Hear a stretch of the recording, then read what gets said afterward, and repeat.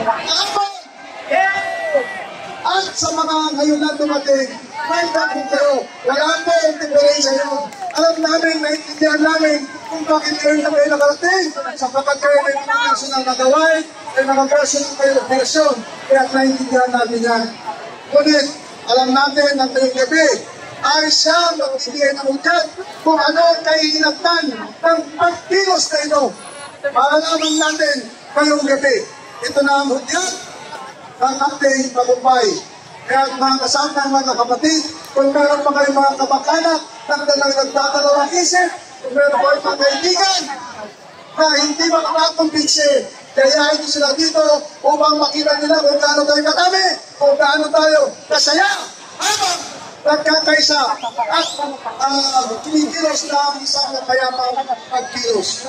So mga kapatid, ang nangyayari ngayon, pinipilit nila na siraan at dunugin si Vice President Inday Sara.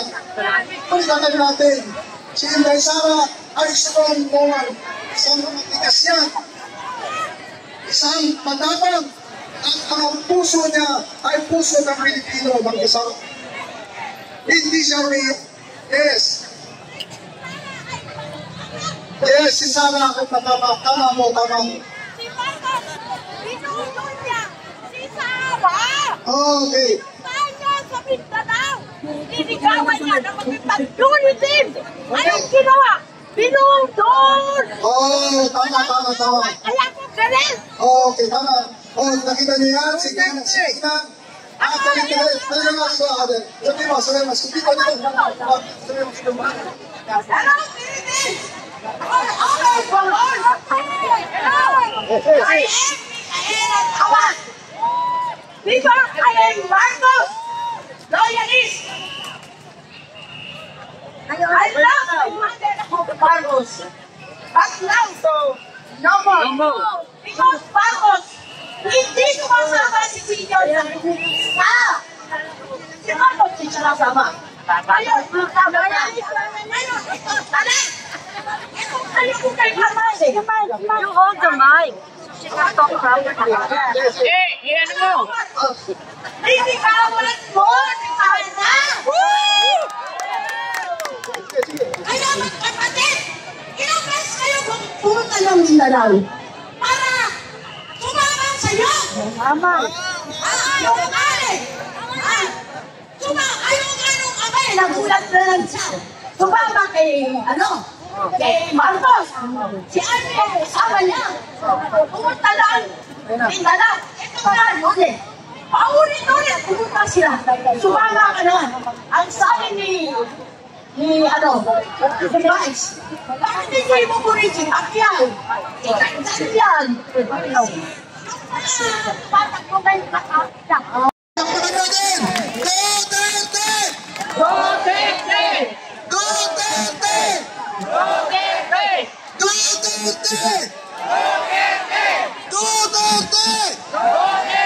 Okay, Ma'am MJ.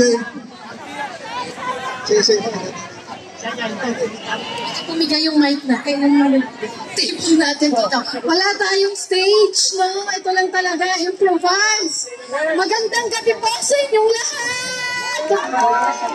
Yan, so bago lang po ako magsalita, pakihanap nga niyo po yung lyrics ng yung kantang Ang Bayan Ko. Kantahin natin at sabay-sabay yun.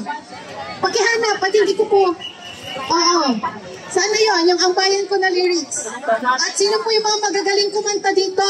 Who can help me lead yung pagkanta ng Ang Bayan Ko? Or Bayan Ko ba ang title noon yun? Can someone volunteer? Kantahin natin ng sabay-sabay Ang Bayan Ko. Magaling, ayun. You can help me sing? Iisa lang pa yung mic natin? Okay. So, may isa pang mic? Ayan. Sila yung mga magagaling kumanta. Ang lyrics. Can I have yung lyrics? Kasi hindi ko pa nakukuha. Ayun. Wait lang. Tayo. Dito na lang tayo sa baba ha. Sabay-sabay tayong kumanta ng Ang Bayan Ko. Okay, game? Kasi hindi ko meron kaming kaset na. Okay, game. Siya po yung mas magaling kumanta. Kaya sa kanya ko ibibigay ang mic. Sabay-sabay tayo. I-on nyo po yung light. i-check ng inyong mga telepono. At sabay-sabay nating kantahin with feelings. Ang bayan ko. Ready? Halika rito, kapatid. Bago natin kantahin yung Ang Bayan Ko, gusto ko munang kantahin muna natin ang happy birthday kasi birthday ko po ngayon. Happy birthday to you! Happy birthday to you! Happy birthday! Happy birthday! Happy birthday to you! Yes, para sa kanya at para sa lahat ng may karawan ngayon, happy birthday sa inyong lahat! O ngayon, kantahin natin sabay-sabay. Ang bayan ko'y tanging ikaw, Pilipinas kong mahal, ang puso ko at buhay man, sa iyo'y bibigay, tungkulin ko'y gagampanan, na lagi kang paglingkuran, ang laya mo'y papantalan, Pilipinas kong hirap. Ang bayan ko'y tanging ikaw, Pilipinas kong mahal, ang puso ko at buhay man, sa iyo'y bibigay, tungkulin kong pagkampanan, na lagi kang paglingkuran, ang laya mo'y papantayan, Pilipinas kong hirap.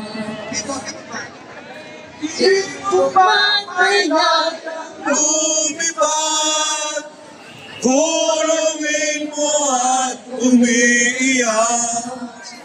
Ayan pa kayang sakdal dilag, ang dimag na sang makaalpas. Pilipinas kong minumutya, bugad ng luha ko't dalita, aking adika, makita kang sakdal na yan. Aking hirap at buhay sa sariling bayan, kung mayroong alipin at walang kalayaan, ang bayan sinisil, walang lalaban din, ang sila may pupula sa tiyak ng paglaya. Ibang man may layang lumipat, din at umiiyak. Ayon pa kayang sakdal nila, ang dirang nasa makaalpas. Pilipinas kong minumutya, bugad ng luha at balita, ating adika, makita kang sakdalaya.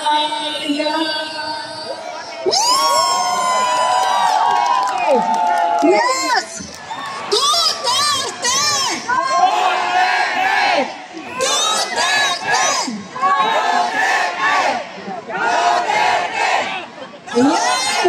Maraming salamat po at maraming salamat sa ating mga ka-legend na nandito ngayon at kumanta, at syempre si Cheryl, I think may sasabihin din Max si Cheryl. Ano po yan? Birthday girl natin siya, kaya pagbigyan. Here's Cheryl.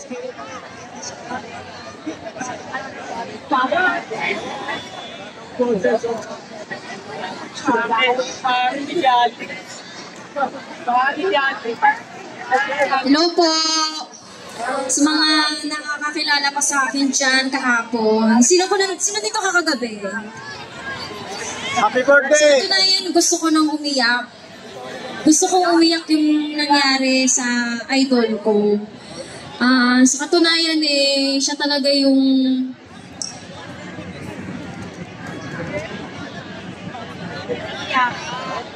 ayoko magdrama. Pero totoo talaga yung nararamdaman ko. Alam mo yung feeling na gusto ko talaga siyang makita sa personal. Yung idol Sarah ko. Oo, sige, i-bash niyo ako, bongga, go! Ulanan niyo ako ng mga masasakit na salita sa social media. Lahat! Sabihin niyo sa akin, lahat mga masasakit na salita. Pero wala akong pakialam. Wala akong pakialam sa kahit na sinong taong nagsasabi sa akin ng kahit na ano. Kung papatulan ko yung mga tatanga-tanga, mga bobo, bobo rin ako. Alam mo po, pagising ko sa umaga, noong time na yun na hindi ko alam na yung araw na yun na nangyari sa idol kong si VP Sara, napaiyak ako.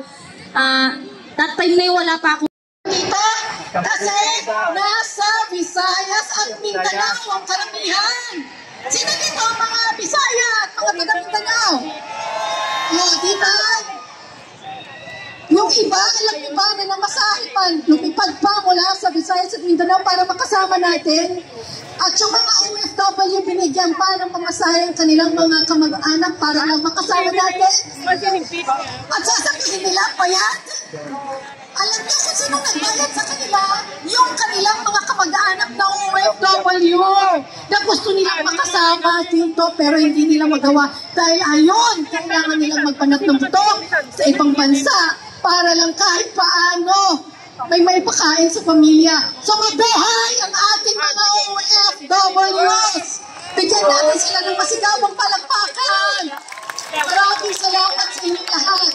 Karamihan po ng mga tubig at pagkain na nakukuha nyo ngayon ay galing din po sa kanila. Thank you very much sa inyong lahat. Marami pang nais magsalita, so yun na lang po. Isang malakas lang na Duterte! Duterte! Duterte! Okay, maraming salamat. Nagpasa ko na ang mic sa iba naman. Natin na boxes of fruits, purchase burgers at saka tubig. Maraming salamat. Palakpakan natin! That was forced through the DMR channel. Asang OFW supporter. Kasi Mr. Vlogger, yan, DMR vlogger yan. So, isang bagsak ulit! Duterte! Duterte! Duterte! Duterte! Duterte! Duterte! Alam nyo, kung kayo, if you stand here, dito sa kinatatayuan ko, napakagandang tingnan, hello, Mamawi, napakagandang tingnan kung lahat tayo ay magtataas ng ating clenched fist. Taas natin pag sinabi natin Duterte, taas natin ang ating clenched fist, left or right and left. Okay? Sipapagsak ka, usapan, taas natin ang ating kabaw. Okay? Sa pagsak ulit, kayo dyan, nakikinig pa kayo? Okay, ulitin natin. Isang bagsak ulit. Duterte! Duterte! Duterte! Duterte! Duterte! Duterte! Yan, napakaganda. Ang gandang tingnan. Pag yan nakita ng ating mga kababayan sa labas ng bansa, palagay ko, dadaloy na naman ang mga pagkain natin hanggang bukas ng umaga. Tayo lang naman kasi nag-BTS sigla sa kanila. Okay? Yes. Patos, wala drone siya. Walang drone. Meron daw drone dito. Lahat, in behalf ng EDSA Friday, yung lagi po nagpupunta sa kada Biyernes dito sa Shrine, na ngayon medyo dumami na. Maraming salamat po sa inyo. Kasi po, talagang susi sa pagsigaw sa isang bansa I am tao. Pwede po bang palakpakan natin ang bawat isa? Maraming salamat po. Pati po sa mga security guard, sa pagbabantay, taos-puso po kami nagpapasalamat. Dahil kung tutuusin, hindi po nila trabaho na yung ginagawa nila ngayon. Kumbaga po, nadoble po yung trabaho nila dahil sa atin. Pero yung ginagawa po natin is para sa bansa. Ganun pa man, sa mga security guard, maraming pong salamat sa inyo, sa mga kapulisan, maraming salamat din po sa mga kapulisan, kahit na yung PNP chief nyo ay may saltek.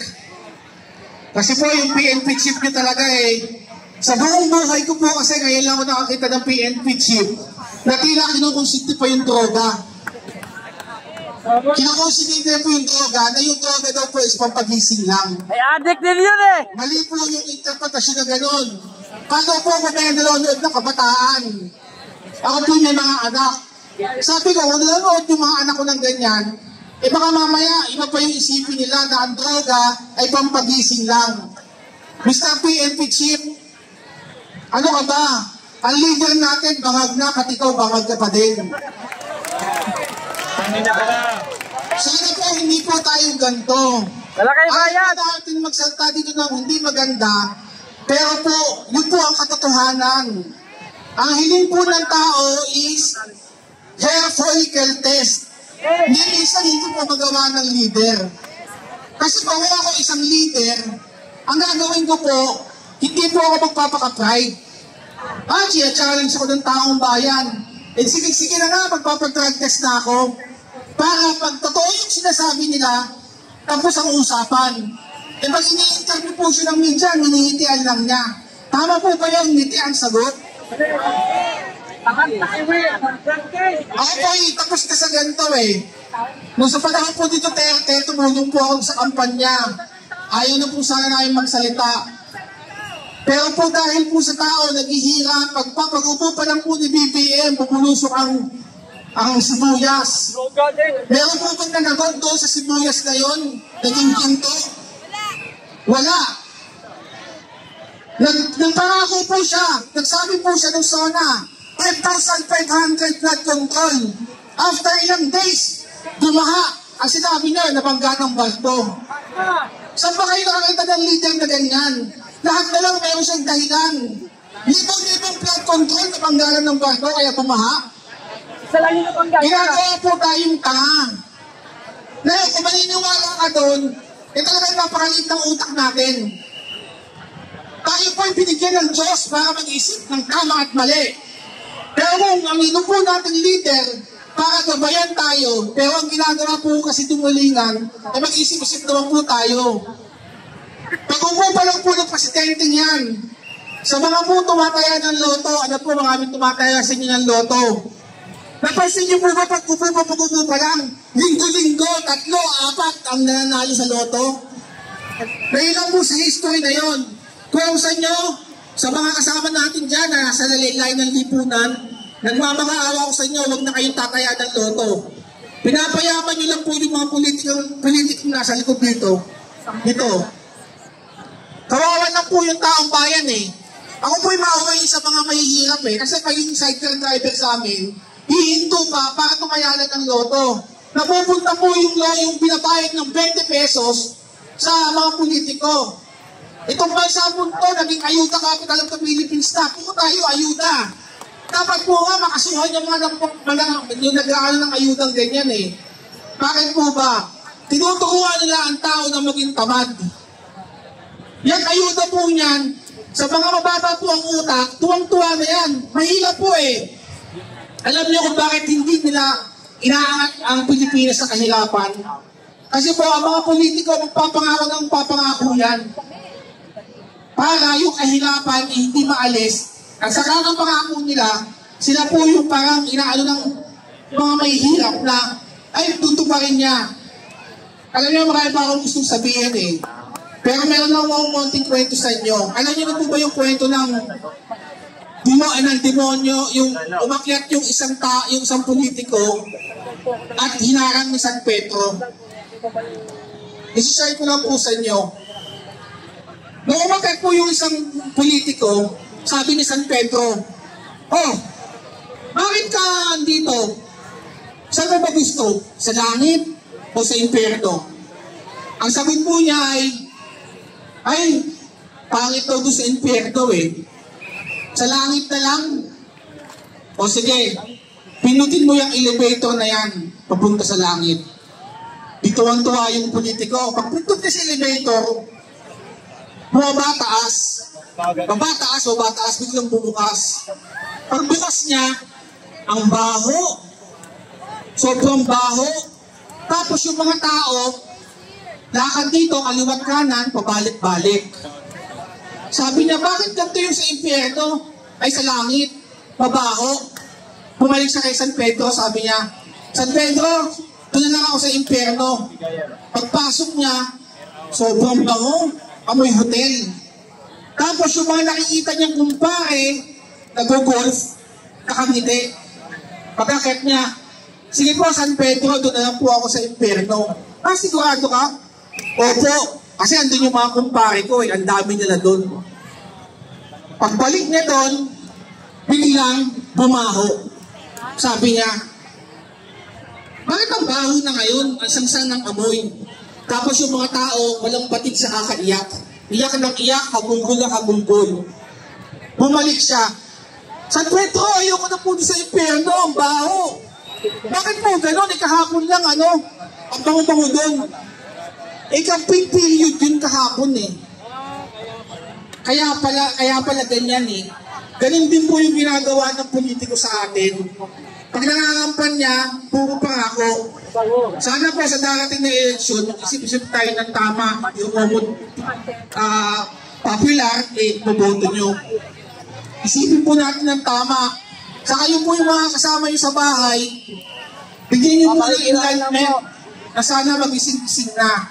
Padamihin po natin yung tao sa EDSA, pagdasal po tayo, pag-uwi, gabayan tayo ng Diyos, para po, bago naman tayo mamaalam sa mundong ibabaw, meron tayo ma-share na maganda para sa bansa. Mabuhay po ang Pilipinas, sa mga gwardiya, pulis, sa mga tao dito, maraming salamat po.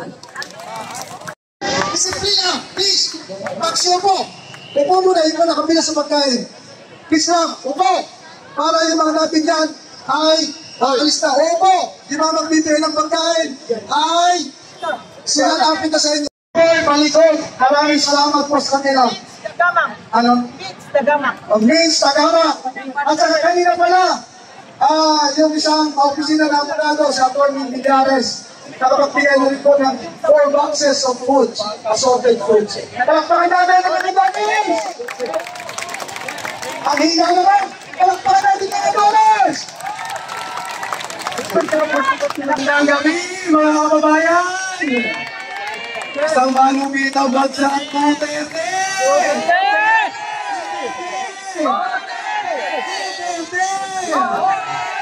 Sabi ng mainstream media, mga bayaran daw tayo! Alam, binayaran dito, mga kababayan! Binayaran tayo! Sino ang magiging bagong presidente ng Pilipinas? Inday Sara Duterte. Katulad po ninyo mga kababayan, nandito po ako bilang isang ama, bilang isang ordinaryong Pilipino. Kung mapapansin niyo po mga kababayan ko, isa din po akong vlogger. Tuwing Biyernes po, nandiyan po kami sa footbridge ng EDSA. At eto, marami na po tayo nagkakatipon-tipon dito. Sa harapan, ito na po yung pagkakataon. Sa lahat po ng mga nasa social media na nanonood po ngayon na halina kayo, sabi, EDSA na. Nandito na po kami. Kayo na lang po ang hinihintay. Yes. Wala po sanang mangyayaring ganito mga kababayan. Kung maganda po ang pamumuno ng pangkasalukuyang gobyerno. Ang gobyerno ni Bongbong Marcos. Ang dami pong nabudol sa inyo. Nabudol ako. Mahina. Nabudol ba kayo? Nabudol! Mr. President, tingnan mo. Itong mga Pilipinang pinutol mo. Pinangakuhaan mo ng 20 pesos na kilo ng bigas. Hanggang ngayon sa isenta na, mas mura pa ang droga. Napakahirap nito, Mr. President. Ako bilang isang Pilipino, Bongbong Marcos, ako na ang magbabayad ng pampahealth follicle test mo. Patuloy lang. Alam ko marami kang pera. Yung pera nakakarampot galing sa akin. Bilang isang ordinaryong Pilipino, kailangan naming malaman. Ano ba ang katotohanan? Hindi ka nagsasalita. Magsalita ka. Ngayon, itinatanggi mo, ayaw mo na ng impeachment. Ayaw mo na ipa-impeach ang ating Vice President Inday Sara Duterte. Okay ka na, Bongbong Marcos. Simula sa simula, alam mo lahat ito. Simula sa simula, pinlaan mo ito. Yung mga pangako mo, nahanap ng mga mamamayang Pilipino. Sang-ayon ba kayo na ito si Bongbong Marcos ay isa sa pinakamahirap presidente? Tingnan mo, Mr. President, ang sagot ng mga kababayan mo. You are a weak leader. Maraming bagahe ang pagkakasabi ni Pangulong Duterte. At kung magkakamuli yan, bahala na kayo, di ba? Unahin natin ang Maharlika Investment Fund, ang Maharlika Investment Scam. Ang aga at ang bilis inaprubahan. Mr. President, ano bang nangyari sa budget ng Maharlika? Pero na ba mga investor na pumili niyan? Saan nyo ginamit? Nasaan ang resibo? Tumaan ang bagyo. Ilang bagyo?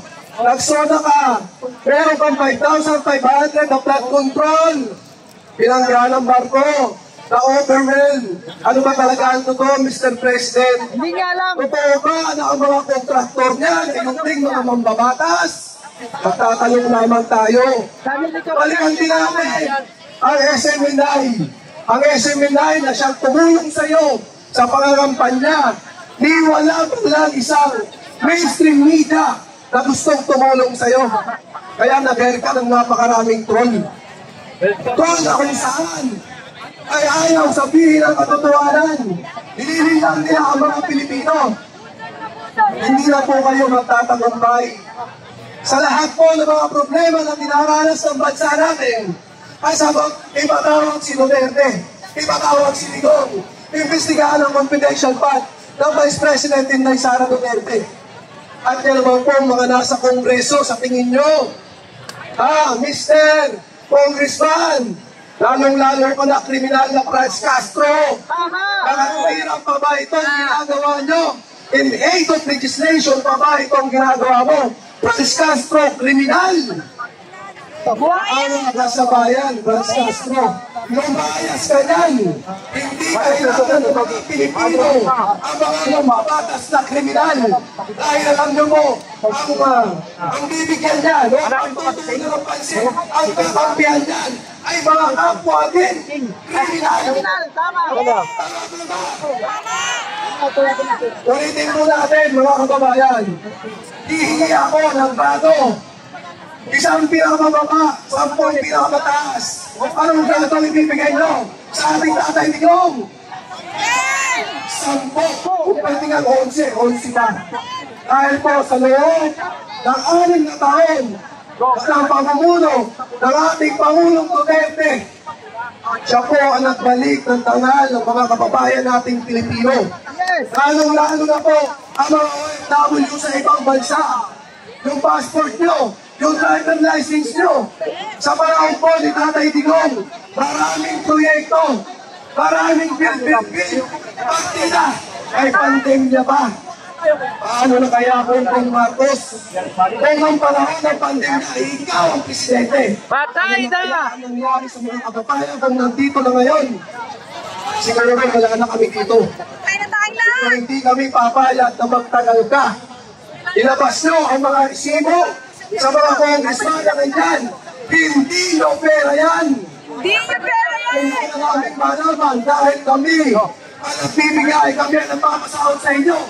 Please na mga kababayan nating Pilipino, lalong-lalo na yung mga kababayan nating OFW, Todo, pawis, hirap, puyat, Paano?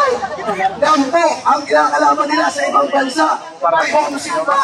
Para lamang po makapagbigay ng magandang remittances sa ating bansa. Pero ano po nangyayari, Mr. President? Wala kang proyekto. Wala malaking kamalian sa bansang Pilipinas. Alalahanin mo, Mr. President, 2 beses na nagkaroon ng EDSA. Malamang magagaya ka sa iyong ama. Dahil ikaw mismo ang hindi tumupad sa iyong pangako sa mga kababayan nating Pilipino. Isa-isahin pa ba natin? Wala ka, hindi ka marunong presidente. Bumaba ka na dyan. Ang bangka, ang Pilipinas ay palubog na. Ang gagawin natin, tanggalin ang kapitan na si Bongbong Marcos at ibalik ang ating Vice President, Inday Sara Duterte.